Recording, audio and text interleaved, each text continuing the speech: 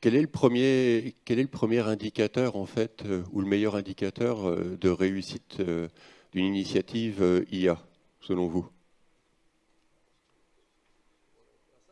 Ouais, pour la salle, ouais, ou pour toi? L'adoption.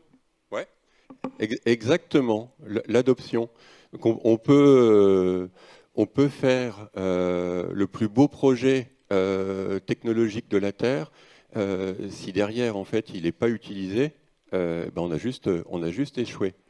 Et donc, finalement, comme tu le disais, hein, comme vous le partagiez, on est sur des projets qui sont hautement technologiques, mais si on n'est pas suffisamment vigilant sur le sujet de l'adoption, en fait, on peut passer complètement à côté du besoin de l'adoption utilisateur. Et pour se prémunir de ce risque, Enedis a mis en place une approche que je trouve très inspirante pour replacer l'humain au cœur de la transformation IA. Et donc, je propose à Aude Winzerich de venir nous partager ce témoignage. Merci beaucoup.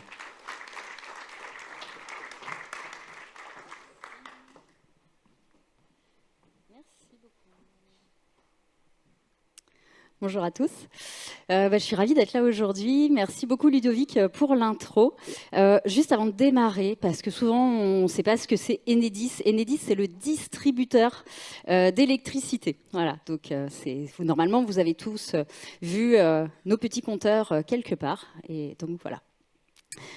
Un jour, on s'est dit si on passait à l'échelle industrielle avec l'IA. Et comme vient de le rappeler Ludovic, on s'est dit, OK, il y a la partie tech, ça c'est super important.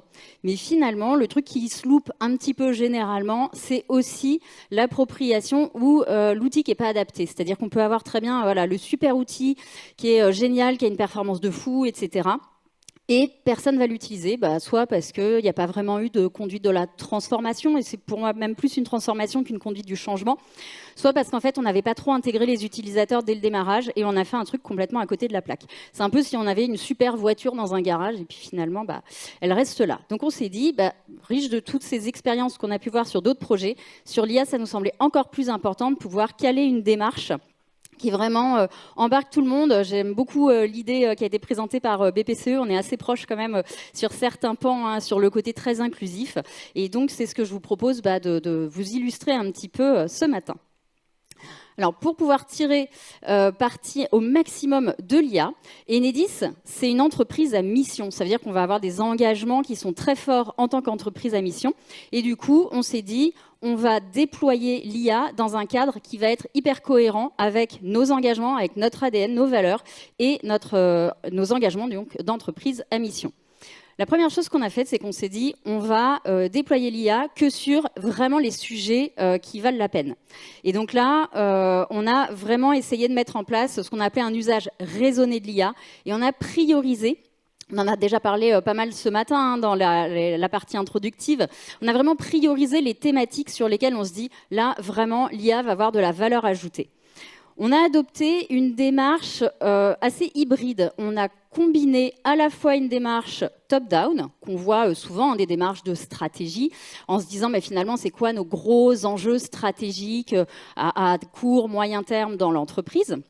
Mais surtout, on est allé recueillir auprès de nos métiers et de nos directions régionales. Enedis, c'est 25 directions régionales. C'est une entreprise qui est extrêmement décentralisée. On est allé recueillir en fait un peu les besoins. Alors les irritants, mais aussi les très bonnes idées de projet, parce que si on va au plus proche finalement de ce qui se passe sur le terrain, c'est là aussi qu'on peut comprendre de quoi ont besoin nos collègues. Alors pour la petite histoire, il y a un an, quand le programme Ambition IA s'est lancé, il y avait déjà énormément de projets d'IA qui foisonnaient, et puis des très gros projets très créateurs de valeur qui étaient là depuis une dizaine d'années. Mais on avait 210 initiatives IA qu'on a collectées. Donc c'est hyper foisonnant, c'est une super dynamique, mais on s'est dit on ne va pas lancer 210 projets.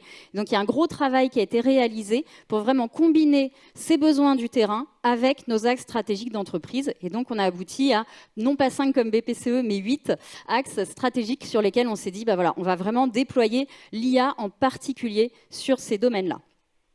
Deuxième point, j'en ai pas mal parlé déjà, c'est comment est-ce qu'on déploie une IA quand on est une entreprise à mission, quand on a une politique RSE qui est très forte et quand on a des engagements très forts en tant qu'entreprise à mission. Cette partie-là, je vous l'explique vite fait, mais on va vraiment la détailler par la suite. Donc l'idée ici, c'est de déployer une IA responsable. On voit le mot qui est un peu mis à toutes les sauces, mais concrètement, qu'est-ce que c'est une IA responsable? Je vais vous expliquer ça un petit peu plus en détail. Et notre but, c'était vraiment de pouvoir maîtriser à la fois l'impact environnemental de l'IA, mais aussi notre impact en fait sur la transformation. C'est des projets qui vont entraîner énormément de transformation. Et donc, c'est toute une démarche assez nouvelle qu'on a mise en place pour vraiment favoriser cette appropriation de l'IA. Troisième pilier qui pour nous est aussi super important, on en a parlé juste avant, notamment avec par exemple Naya qui a présenté son système pour être vraiment en conformité ou avec un peu d'intégrer des juristes by design. C'est comment est-ce qu'on répond aux contraintes qui sont imposées par l'externe. Et donc là, on a vraiment mis en place un système un peu qu'on a appelé de guichet unique. Rappelez-vous, Enedis c'est extrêmement décentralisé. Il y a plein de bonnes idées qui naissent sur le terrain. On s'est dit, en fait, on ne va pas brider l'innovation, mais ce qu'on veut, c'est que l'ensemble de nos métiers puissent passer par un guichet unique. Donc, on a une adresse qui nous permet de recueillir toutes les idées. Et derrière, on a un petit collectif IA qui va travailler sur ces idées-là pour pouvoir orienter les idées. Ça nous permet de pouvoir capter, avant qu'elles ne soient déployées, les solutions d'IA pour justement mesurer la conformité, la cohérence avec les données qui sont utilisées dedans, le RGPD, etc. Et puis, dernier point, comme dans tout bon projet d'IA, on s'est dit, on va en profiter aussi pour, à chaque projet, vraiment consolider nos fondations. Un petit peu comme le pont dont on parlait tout à l'heure. Comment est-ce qu'on fait pour pouvoir avancer, non pas a priori, mais en fonction des différents cas d'usage qui se présentent et pouvoir vraiment, à chaque fois, renforcer cette partie data. Comment est-ce que je rends la data à chaque fois accessible, mais aussi de qualité, et comment est-ce que je construis finalement mes briques technologiques qui vont me permettre de déployer mes cas d'usage. Et donc, on ne l'a pas fait a priori en se disant, on commence par tout nettoyer, mettre les briques en place, etc. Puis après, on se posera la question des cas d'usage. On l'a vraiment fait de façon très opportuniste en disant, en fonction des cas d'usage qui arrivent et qui sont des cas d'usage à valeur, et bien du coup, on va regarder comment est-ce qu'on met en qualité nos données, comment est-ce qu'on met les différentes briques technologiques qui permettent d'y répondre. Ça vous dit du coup si on fait un petit point sur la partie transfo? J'espère que oui. Donc, je vous avais dit, on va zoomer sur cette partie, donc notre pilier 2. Alors, c'est toujours bien beau de dire, voilà, on déploie des IA responsables, etc. Ça fait toujours joli sur des slides. Mais derrière, en fait, concrètement, qu'est-ce qu'on a mis en place pour se dire que oui, on déploie une IA qui est vraiment en accord avec nos engagements? Eh bien déjà, la première chose, on a déployé vraiment une IA qui nous permet en fait d'évaluer autant que possible notre impact environnemental. Ça, c'est super important aussi pour l'appropriation. On a des salariés qui vont être très sensibles à ça et qui vont être aussi un peu réticents à voir de l'IA qui se déploie trop largement dans l'entreprise si on ne peut pas les rassurer sur la façon dont on développe. Sur cette partie-là, on a fait vraiment deux choses. La première, c'est vraiment sensibiliser l'ensemble des équipes projets, donc c'est en train de se dérouler là en ce moment, vraiment faire des formations, des sensibilisations pour que toutes les équipes projets sachent quelles sont les bonnes pratiques de code, comment est-ce qu'on fait pour minimiser son impact environnemental. Et on a des résultats qui sont assez impressionnants sur des réentraînements de modèles, où notamment sur une grosse application, on a réussi à diviser par 13, entre le premier entraînement et le réentraînement, diviser par 13 l'impact environnemental. Donc c'est pas juste voilà, des belles paroles, etc. C'est ça fonctionne, ça prend du temps, c'est hyper difficile, vous le savez tous, d'évaluer son impact environnemental. Qu'est-ce qu'on évalue exactement? Est-ce qu'on prend en compte que l'impact carbone? Est-ce qu'on prend aussi la ressource en eau? À partir de quoi on peut évaluer? Mais au moins, nous, on a un point de référence et on essaye, en tout cas, pour tous nos projets, de mettre en place ces bonnes pratiques. Et puis, deuxième point, on fait aussi beaucoup de sensibilisation via des e-learning, etc. Et là, on sensibilise à l'utilisation responsable de l'IA. Donc, en tant qu'utilisateur, par exemple, eh bien, est-ce que j'ai vraiment besoin d'aller sur un moteur type IA générative? Est-ce que j'ai vraiment besoin d'utiliser un outil d'IA générative qui est hyper consommateur de ressources? Ou est-ce que finalement, je peux peut-être juste aller dans mon moteur de recherche habituel qui va me permettre finalement de faire ma requête un peu comme avant, mais peut-être que ça suffit. Donc, on sensibilise beaucoup pour que chaque utilisateur ait conscience de son impact s'il utilise aussi l'IA générative. Deuxième point, hyper important, la culture d'entreprise. Je crois qu'on en a pas mal déjà parlé ce matin, hein, mais si on n'a pas une culture d'entreprise qui est vraiment très solide là-dessus, on a des niveaux de maturité qui vont être super différents d'un salarié à l'autre. Et encore une fois, ce n'est pas une question d'âge ou de génération, c'est vraiment très dépendant de chaque personne. Il y a des personnes qui vont avoir beaucoup plus d'appétence, voilà, ces solutions même d'un point de vue personnel, et puis d'autres beaucoup moins. Donc en fait, on a décidé de vraiment pouvoir sensibiliser très très largement, en se disant, ce n'est pas une obligation d'utiliser l'IA, mais si jamais je suis un salarié d'Enedis et que j'ai envie d'utiliser l'IA, il faut que j'ai toutes les ressources à dispo pour pouvoir prendre en main mes outils du quotidien. Donc il y a des petits co-tutos qui sont sortis sur tout ce qu'on a appelé nous IA poste de travail, hein, les petits outils autour de l'IA générative qui vont m'aider à écrire des mails plus vite, faire des recherches sur le web, etc. Et puis, une démarche aussi de sensibilisation hyper large, notamment dans les régions, où on intervient énormément dans les top managers, de façon à pouvoir sensibiliser très largement nos collègues qui sont aussi en région et qui puissent ensuite, grâce à des relais data, IA, Inno qu'ils ont dans les régions, pouvoir redéployer ces sensibilisations-là et répondre aussi à leurs collègues. Donc voilà, ça marche en fait avec des relais qui sont dans chaque région, dans chaque métier et qui vont ensuite redéployer ça. Donc aujourd'hui, je crois qu'on en est à peu près à 5000 collaborateurs qui ont suivi ces sessions de sensibilisation en présentiel sur à peu près 40 000 personnes, donc c'est déjà pas mal. Et on a bien sûr sorti notre petit e-learning de 30 minutes, donc un truc vraiment fait maison, mais qui permet assez rapidement en fait de pouvoir comprendre à quoi ça peut servir, quels sont les outils qui sont en place, et puis aussi de pouvoir comprendre les risques, quelles sont les données que je peux utiliser dans quelle solution, conserver son esprit critique, voilà, tout ce type de bonnes pratiques. Autre point très important aussi pour nous, le dialogue social. On n'en a pas trop parlé depuis ce matin. Je ne sais pas si c'est vraiment une spécificité de notre entreprise, mais pour nous, il a été hyper important d'embarquer très tôt les partenaires sociaux et de pouvoir ouvrir ce dialogue avec les partenaires sociaux. On a créé un comité IA et dialogue social qui se tient tous les 6 mois.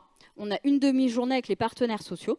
Ce n'est pas des sessions qu'on appelle pour avis, pour pouvoir faire valider des projets, etc. C'est vraiment des sessions plus de discussion assez ouverte, de sensibilisation, de partage d'informations, pour vraiment pouvoir ouvrir ce dialogue. Le but, ce n'est pas de convaincre, le but, c'est beaucoup d'écouter, de savoir quelles sont les préoccupations, et ça nous permet vraiment d'avancer ensemble pour bien comprendre en fait quelles sont aussi les préoccupations des partenaires sociaux qui représentent bien sûr la voix des salariés. Et puis dernier point, notre démarche d'appropriation sur laquelle je vais revenir un petit peu par la suite, où là on a lancé en fait une démarche qui est à mon avis assez singulière au sein d'Enedis, avec des analyses qu'on a appelées donc analyse de la transfo et qu'on lance au démarrage de chaque projet.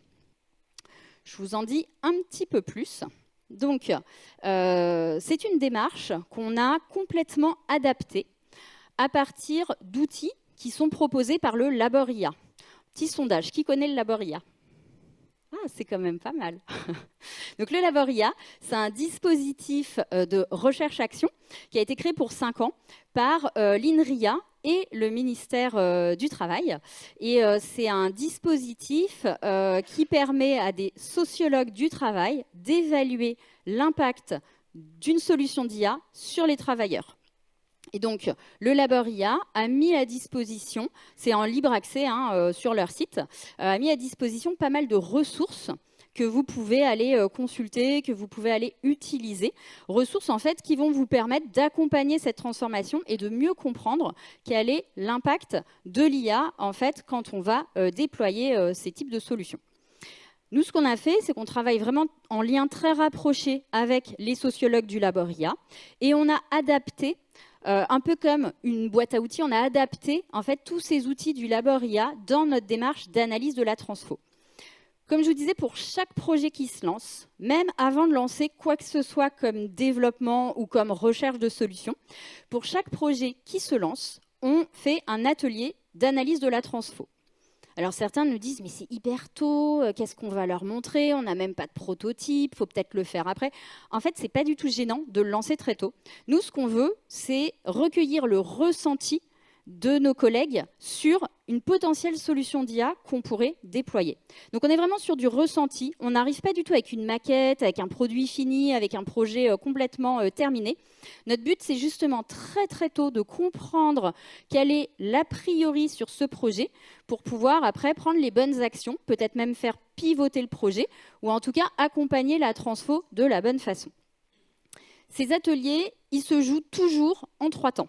En général, ça dure 1h30. On les fait beaucoup à distance, malheureusement, mais parce que comme on est très décentralisé, on ne va pas toujours faire venir les collègues de tous les coins de France pour faire ces ateliers-là. Donc, on les fait parfois à distance. Bien sûr, c'est mieux quand on peut se voir en vrai. On y convie en général une dizaine de participants qui vont être représentants du processus actuel qui pourrait être impacté, et je le mets bien au conditionnel, qui pourrait être impacté si on déployait la solution d'IA dont on parle. Pourquoi ce sont les parties prenantes et pas les utilisateurs finaux? Parce que certains peuvent nous dire attends, moi je ne suis pas du tout concerné par l'utilisation de l'outil à la fin, mais est-ce que je dois quand même venir? Oui, parce qu'en fait, ce n'est pas parce qu'on n'utilise pas l'outil qu'on n'est pas indirectement impacté par l'arrivée de cet outil-là. Donc en fait, c'est une dizaine de personnes qu'on réunit, qui sont représentatifs des différents métiers, donc qui participent à ce processus actuel. Et ces ateliers, on les joue en 3 temps. Toujours dans le même ordre. Qu'est-ce que vous préférez dans votre métier? Donc là, parfois, ils nous disent, c'est quoi le rapport avec l'IA? On ne voit pas bien. Alors, les gens, ils aiment bien répondre, mais ils ne voient pas toujours bien le lien. Je vous expliquerai juste après. Une fois qu'ils ont répondu là-dessus, de façon individuelle, on fait une petite synthèse. Deuxième partie, on leur demande quelles sont les limites que l'IA ne devrait pas franchir dans leur quotidien au travail. Donc là, pareil, réponse individuelle, puis après, en fait, on fait une petite synthèse. Et puis, la dernière partie, on a adapté l'autodiagnostic du labor IA. C'est une quinzaine de questions, cet autodiagnostic, sur des questions autour de la responsabilité, de la surveillance, etc., qu'on va dérouler. Et il faut répondre par oui ou par non. On leur dit, il n'y a pas de bonne ou de mauvaise réponse. Chacun répond vraiment par rapport à son ressenti. Et ensuite, on en débriefe. Nous, ce qu'on a remarqué, on en a fait une quinzaine depuis début 2025. C'est assez nouveau, ces démarches-là. On a fait une quinzaine d'ateliers. Il n'y a pas un seul atelier pour lequel on aurait pu écrire la synthèse de l'atelier avant de le faire. Jamais. À chaque fois qu'on fait ces ateliers avec mes collègues, on est toujours hyper surpris de ce qu'on peut en avoir. Et surtout, ce qui nous rassure beaucoup, c'est le franc-parler de nos collègues dans ces ateliers-là. On ressort des choses qui sont hyper intéressantes en fait pour les projets par la suite, soit pour nous rassurer que ça va dans le bon sens, soit pour les faire pivoter à la marge. Est-ce que vous voulez quelques petits exemples? Ouais. Alors, j'ai essayé de me souvenir un petit peu. Je ne peux pas tout vous dévoiler, il y a des trucs qui sont un peu confidentiels, mais voilà, j'ai resté parfois un peu évasive. C'est pour la confidentialité aussi des projets et pour justement que les collègues continuent avec ce franc-parler, c'est important. On avait un assistant virtuel qu'on voulait lancer parce qu'au niveau de la valeur, ça semblait super intéressant, etc. Voilà, des questions un peu de logistique que des managers posent à d'autres collègues. Sur le papier, ceux qui ont mis en place des bots, on se dit c'est le cas idéal, quoi. C'est des questions sur lesquelles il n'y a pas vraiment d'intérêt intellectuel à répondre a priori. C'est sûrement des questions qui embêtent les personnes qui sont sollicitées. Et puis du coup, on peut avoir sa réponse 24 heures sur 24, 7 jours sur 7. C'est hyper pratique, c'est des questions de logistique. On fait cet atelier-là, rappelez-vous, avec l'ensemble des parties prenantes du process actuel, pas que avec les utilisateurs finaux. Donc dans la salle, on avait des personnes qui, aujourd'hui, répondent à ces questions que tout le monde avait a priori classées comme inintéressantes. Sauf que quand on fait la première partie, qu'est-ce que vous préférez dans votre métier? Je vous le donne dans le mille. Eux, ce qu'ils préféraient, c'était répondre à leurs collègues. Et donc, du coup, on se dit, voilà, on est un petit peu mal engagé, peut-être pour la suite. En fait, c'est ce qu'ils aiment bien dans leur métier. C'est pour ça qu'ils avaient choisi ce métier-là, d'interlocuteurs avec d'autres collègues, parce qu'ils aiment bien en fait être en contact avec plein de collègues différents, aller un petit peu enquêter, trouver la bonne réponse, et c'est une source de satisfaction et de motivation dans leur travail que de pouvoir débloquer un collègue. Si on leur retire totalement cette partie-là, leur travail perd complètement son sens. Or, sur le papier, en fait, on peut se dire, mais c'était hyper intéressant, il y a beaucoup de valeur, etc. Donc, ce qu'on fait aujourd'hui, on n'a pas du tout annulé le projet, mais on travaille avec eux pour savoir comment est-ce que, en les déchargeant de cette partie de questions qui peuvent être très nombreuses, etc., qu'est-ce qu'ils pourraient faire comme autre activité dans laquelle ils conservent ce lien très fort, humain, et de recherche, un peu d'enquête et de satisfaction d'avoir répondu à un collègue. Qu'est-ce qu'on peut faire comme activité qui leur permettrait, en fait, de conserver ça? Donc voilà par exemple un premier exemple très très concret sur un projet voilà, qu'on a fait un petit peu pivoter. Autre exemple qui remonte un peu plus loin, des collègues avec qui voilà, on travaille sur un assistant virtuel. Et puis, vous connaissez tous, hein, c'est le fameux assistant qui vous permet de vous décharger de vos tâches répétitives à faible valeur ajoutée. Donc, on a tous eu des projets qui commencent comme ça sur les slides. On fait notre retour d'expérience après plusieurs mois d'utilisation. Alors, super, tu n'as plus ces tâches répétitives, etc. Mais en fait, ils aimaient bien. Pourquoi? Parce qu'aujourd'hui, ils se retrouvent avec que des tâches hyper complexes. Or, en fait, je pense que pour tout le monde, c'est hyper satisfaisant aussi à un moment de la journée de se dire, tiens, bah ça, c'est hyper facile à faire. Voilà, on en enchaîne quelques-uns, c'est agréable, on avance, etc. Et là, ils se retrouvent en fait avec une charge mentale qui est énorme. Que des tâches super compliquées à faire au fil de l'eau. Et ça, c'est pas acceptable non plus. Donc voilà, un autre projet sur lequel la bonne idée de départ sur le papier, hein, avec le joli slogan de on vous retire vos tâches chronophages, répétitives à faible valeur ajoutée, en fait, peut-être faut-il en garder au moins un petit peu pour un bon équilibre voilà, au niveau de sa journée. Autre exemple, l'exemple de la responsabilité. On avait tous vu ce côté de responsabilité, vous savez, avec la voiture autonome, c'est en cas d'accident, quelle décision elle doit prendre, qui est responsable, etc. Dans un tout autre décor, on a un projet sur lequel on va avoir de l'aide à la décision. Donc on dit c'est l'humain qui garde toujours la main pour pouvoir décider à la fin. Là, tout le monde est d'accord là-dessus. Sauf que dans ces ateliers, on nous a posé une vraie question.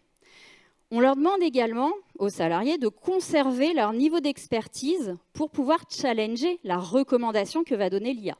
Et ils nous disent, imaginez le cas, l'IA me dit de faire quelque chose. Moi, en tant qu'expert, c'est pas ça que je veux faire. Donc je pense que c'est autre chose. Donc je fais autre chose que ce que l'IA m'a recommandé. Et malheureusement, c'est l'IA qui avait raison et la conséquence est grave. Qui prend la responsabilité? Parce que l'IA avait donné la bonne réponse. Et là, ça, c'est un vrai problème. C'est un vrai point qu'on est en train de réfléchir. Je suis désolée, c'est un peu frustrant, je n'ai pas la réponse, parce que c'est un cas qu'on est en train de travailler, mais c'est un vrai cas sur lequel, en fait, on se dit, oui, c'est toujours l'humain qui garde la décision. Là, en fait, ça leur pose un vrai cas de conscience et un vrai cas presque juridique de savoir, mais qui est responsable dans ce cas-là? Et puis, peut-être, dernier point, à vous partager sur ces ateliers-là, hein, qui sont hyper riches. On a toujours une question sur la surveillance. Est-ce que si cette solution d'IA était mise en place, tu aurais l'impression d'être plus surveillé qu'aujourd'hui? On mettait en place un chatbot. Donc on se dit, a priori, le chatbot, il ne surveille pas les salariés. Enfin, logiquement, on pose juste des questions, c'est là pour nous dépanner. Et en fait, quasiment tout le monde nous répond oui. Donc on se dit c'est hyper bizarre, mais enfin, donc nous on est très ouverts, on n'essaye vraiment pas de les convaincre. Ok, est-ce que vous pouvez nous expliquer comment le bot? On commençait déjà notre argumentaire pour leur expliquer qu'il n'y avait pas un bot qui était sur l'épaule et qui les regardait en permanence. Et là ils nous disent quelque chose auquel on n'avait pas pensé. À la fin de l'année, nous on avait un super KPI d'utilisation. Le plus de conversations, le mieux c'est pour l'outil. Ils nous disent à la fin de l'année, si mon manager il va regarder dans le chatbot combien de questions je lui ai posées sur un domaine normalement dans lequel je dois être compétent. Il va peut-être me dire que je ne sais pas faire mon travail, que je ne suis pas compétent. Et peut-être que ça va jouer contre moi. Donc je ne vais pas utiliser le chatbot, je vais plutôt demander à un collègue, parce que sinon après, on pourrait me dire derrière que je l'ai trop utilisé, donc en fait que je ne connaissais pas bien mon métier. Et donc là-dessus, nous, on a besoin pour l'amélioration continue du bot de conserver les conversations, mais on a décidé en fait d'anonymiser tout, mais dès le départ, de façon à ce qu'il n'y ait pas cette problématique-là. Donc ça, c'était un petit truc qui n'était pas très compliqué à faire, mais auquel, honnêtement, l'équipe projet n'avait jamais pensé à cet impact-là. Et si on n'y avait pas du tout pensé, notre KPI d'utilisation, il n'aurait sûrement pas été très bon, parce qu'il y avait ce frein qu'on n'avait pas du tout envisagé, et qui allait être certainement un frein à l'appropriation. Voilà pour ces quelques retours d'expérience sur la partie Transfo Enedis.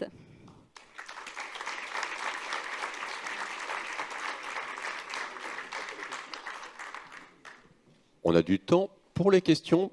Bonne nouvelle.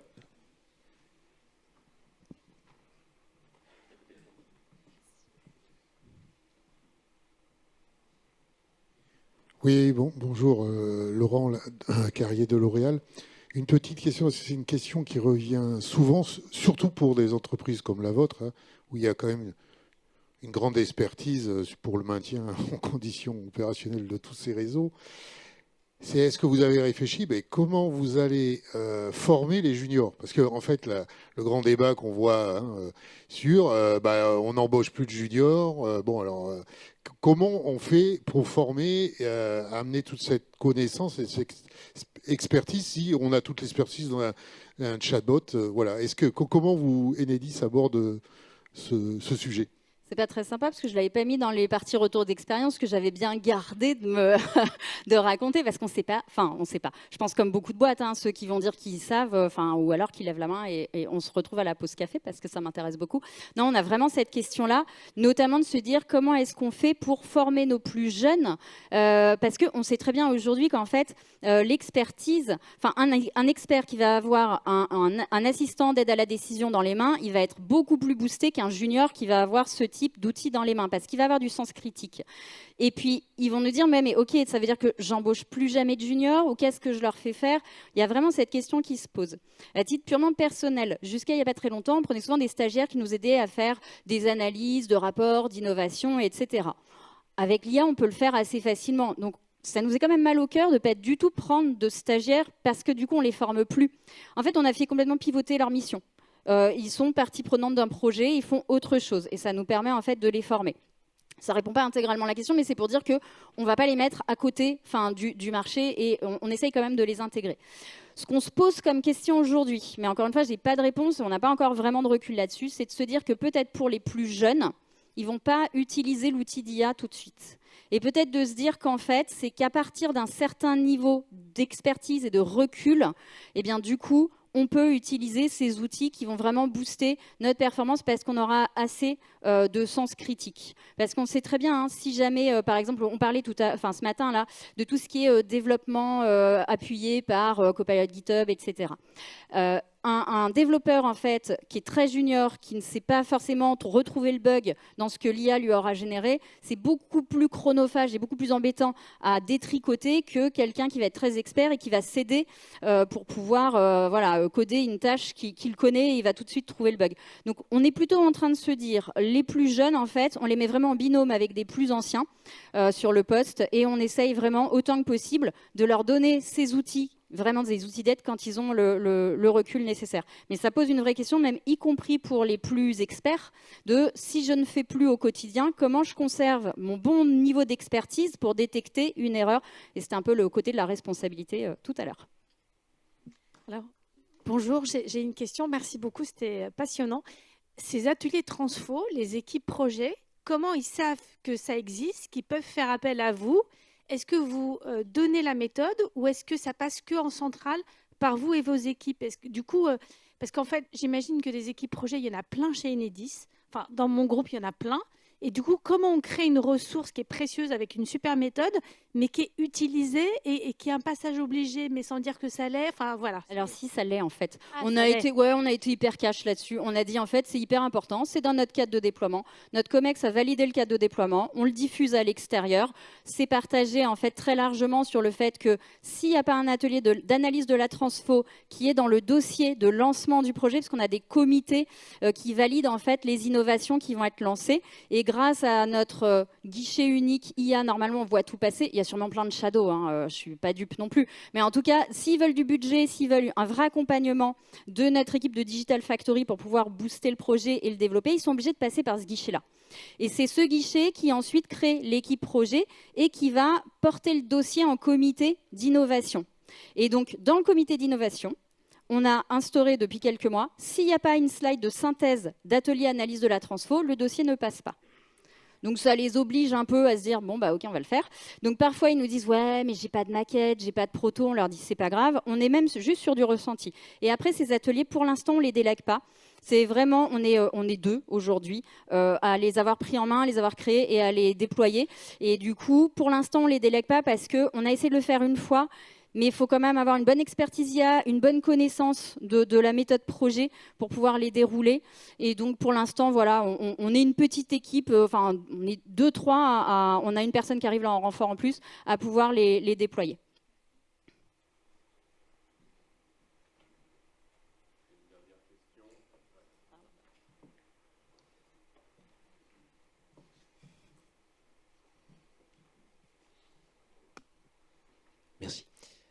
Charles-Henri Anzo, Caisse des dépôts. Une question pour en dire un peu plus sur l'aspect gouvernance, prise de décision, et notamment jusqu'où vous faites remonter dans la prise de décision des arbitrages entre le côté à la fois ROI et responsabilité. Est-ce que vous avez prédéfini une doctrine avec des lignes rouges à pas franchir dans un sens, des choses de ce type-là? Et comment est-ce que vous l'articulez jusqu'au plus haut niveau, COMEX, etc.? Alors, au niveau du COMEX, ce qu'on a fait, c'est qu'on a identifié nos thématiques prioritaires. Donc, en combinant cette approche à la fois top-down et bottom-up avec tous les cas d'usage, les bonnes idées qui viennent des collègues plutôt du terrain. Donc, ça, c'est vraiment sur la partie, les grands axes stratégiques IA sur lesquels on va travailler.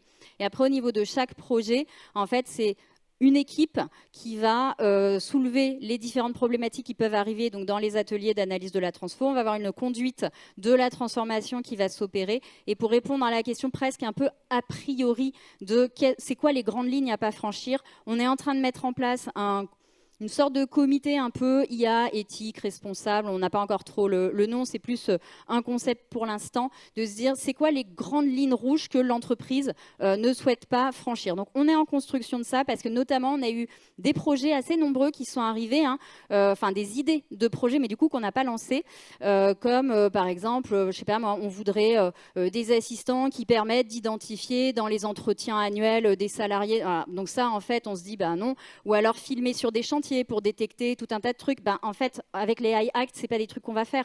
Et donc, on s'est dit, il faut peut-être rédiger un petit peu des guidelines qui permettent aussi à chacun de savoir ce qu'on fait, ce qu'on fait pas, et ce que l'entreprise ne souhaite pas faire pour l'instant, en tout cas, au moins, avec l'IA. Donc, c'est en cours de mise en place parce qu'on se rend compte que finalement, dans notre petite boîte guichet unique, on reçoit des demandes qui, parfois, s'il y avait des guides quoi, sur des bonnes pratiques, bah, ça permettrait aussi d'avoir une réponse un peu homogène pour tout le monde. Donc ça, c'est en cours de mise en place. Merci beaucoup, Aude. Merci à vous.